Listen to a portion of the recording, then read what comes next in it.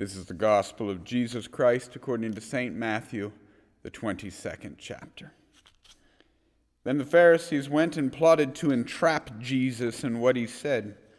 So they sent their disciples to him along with the Herodians, saying, "Teacher, we know that you are sincere and teach the way of God in accordance with truth and show deference to no one, for you do not regard people with partiality. Tell us then, what do you think? Is it lawful to pay taxes to the emperor or not?" But Jesus, aware of their malice, said, "Why are you putting me to the test, you hypocrites? Show me the coin used for the tax." And they brought him a denarius. Then he said to them, "Whose head is this, and whose title?" They answered, "The emperor's." And then he said to them, "Give therefore to the emperor the things that are the emperor's, and to God the things that are God's." When they heard this, they were amazed, and they left him and went away. This is the gospel of our Lord. So, this is a political trap set for Jesus. And in some ways, he gives a rather deft political response. It can be read that way. I take it more as a substantive claim that some things in this world are of this world. They are the emperors. They are Caesars. But that does not deny those things that are God's, all that belongs to the creator of the universe. Because if you read it only as a political response, Jesus comes up a little bit short. He doesn't give anyone what they want in his answer. The seeds are sown for his lack of support, his betrayal, and his eventual crucifixion. Because this was a pretty good trap set by the Pharisees. You need to know a little bit about the political climate of Jesus' time to understand just how good a trap has been set. Rome at the time was the 800-pound gorilla. Nearly all conversations political had to account for Rome. And despite numerous differences, the followers of Herod and the Pharisees that were sent to Jesus, they both agreed that direct conflict with Rome was to be feared and avoided at all costs. And I tend to think that that opinion was probably even more popular than our Gospels let on. I find it hard to believe that the average person on the street in Jerusalem savored the idea of provoking the military might of the Roman Empire. And if Jesus were to have answered that taxes were illegal, not only could he have been directly handed over to Pilate, as eventually he would be anyway, that answer would have eroded his public support from people who would have considered it the opinion of a dangerous extremist advocating for open war. Because that's what you would have gotten if you refused to pay the taxes to Rome. And that kind of opinion was a direct threat to the lives of many of the people in Jerusalem. And it was the support of the people alone that had prevented the Pharisees from outright arresting Jesus up to this point, because they feared the people who regarded Jesus as a prophet. Of course, some of these people that the Pharisees, the priests, and the scribes feared, they were these supposed dangerous extremists. Those who were most eagerly anticipating the coming of a Messiah were among those who were suffering the greatest under the Roman thumb. For these supporters of Jesus, things had gotten bad enough that they were willing to die rather than suffer another year under Roman oppression. For them, taxes were the primary means of the average person appeasing the Roman Empire. And it was a method of participating in and supporting the oppressive structures that they had come to view as worse than death. If Jesus said taxes were legal, would have been a betrayal of them. He would have lost their support They would have heard it as an outright endorsement of the power dynamic that the temple and Herod had established with the Roman Empire. See, it's a good trap. Either answer seems like it needs to alienate a sizable chunk of the popular support that has prevented the Pharisees from being able to arrest him. One answer, it will expose him as the dangerous and violent extremist that they believe he is. The other, well, that's a capitulation to the Pharisees' own political ideology. This question forced Jesus to pick a side between those who feared the suffering of a Roman response to rebellion or those who are currently suffering under Roman oppression. Couldn't be both. So you pay the taxes and you're supporting the Roman hierarchy and things as they are. Don't pay them and Rome will respond. It's a good trap.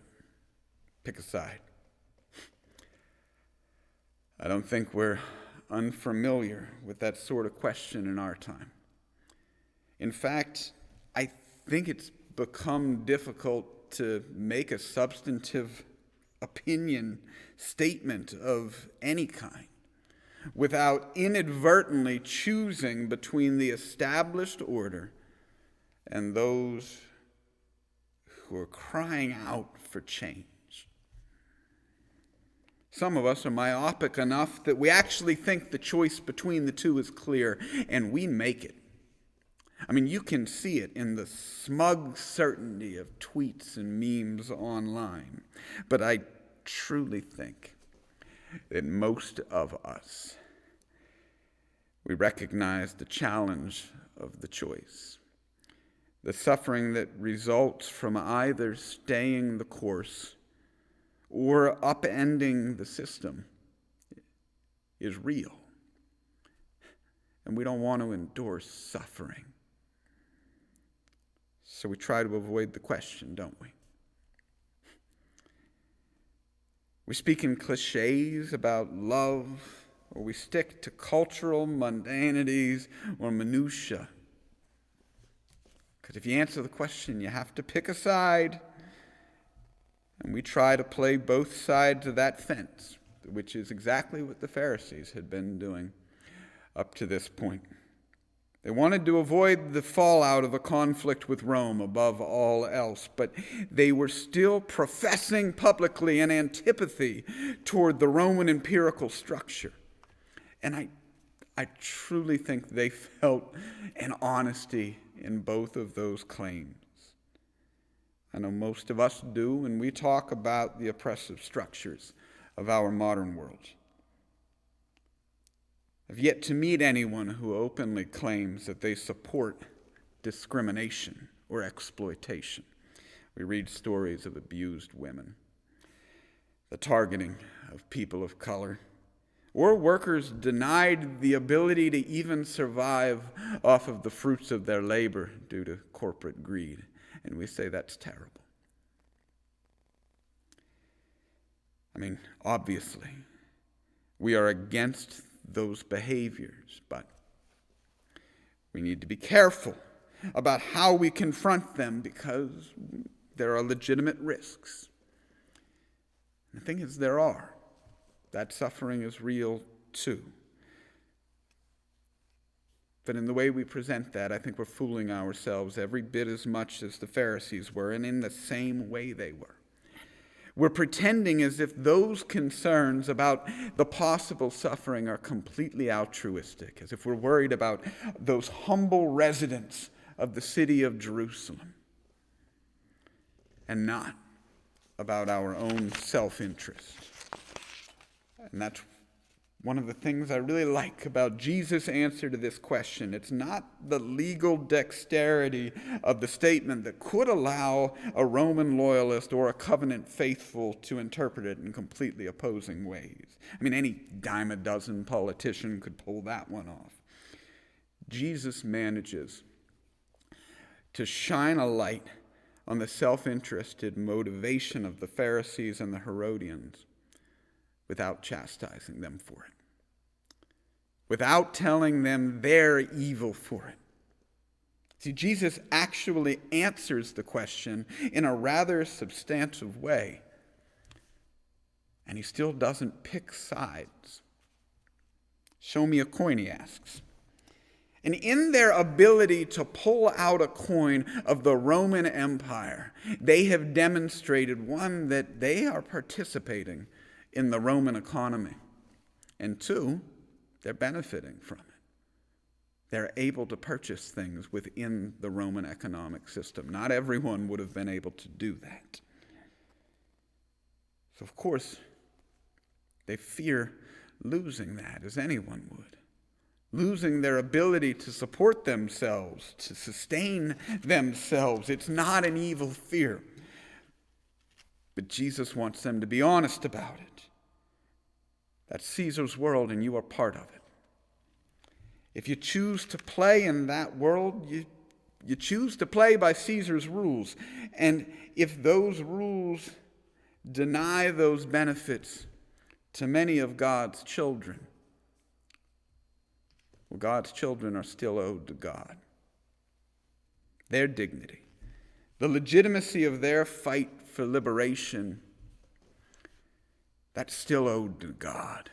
They are still God's children. They wanted to trap Jesus into picking a side about a disagreement that was in Caesar's world, and instead Jesus shifts the axis from that disagreement to those things which are in Caesar's world and those things which are in God's world.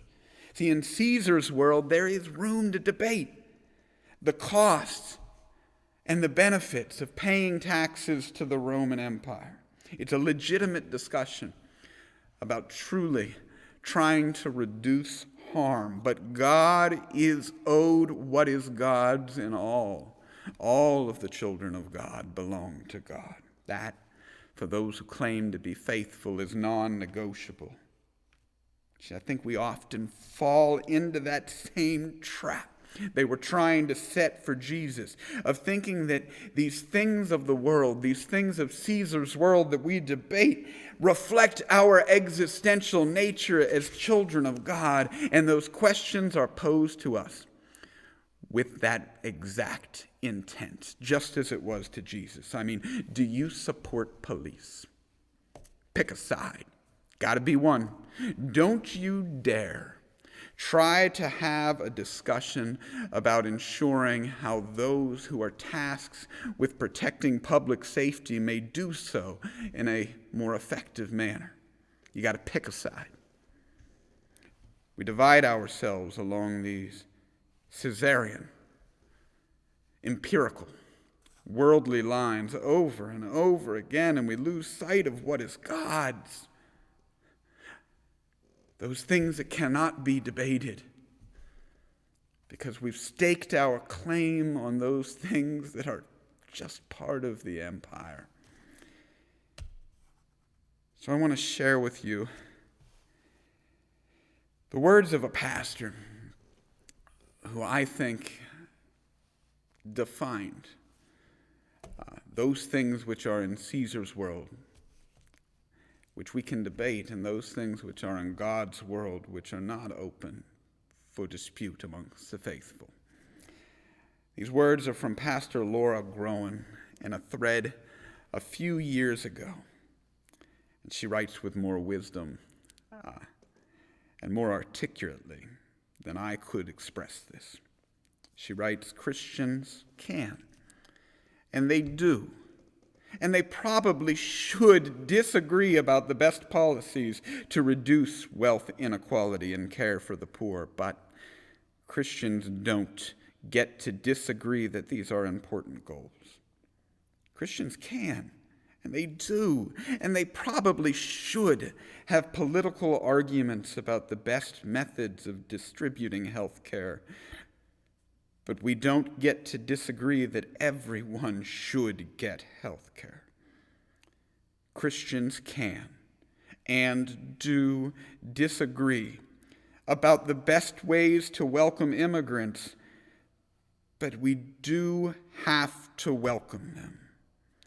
Christians can and do and probably should disagree about politics.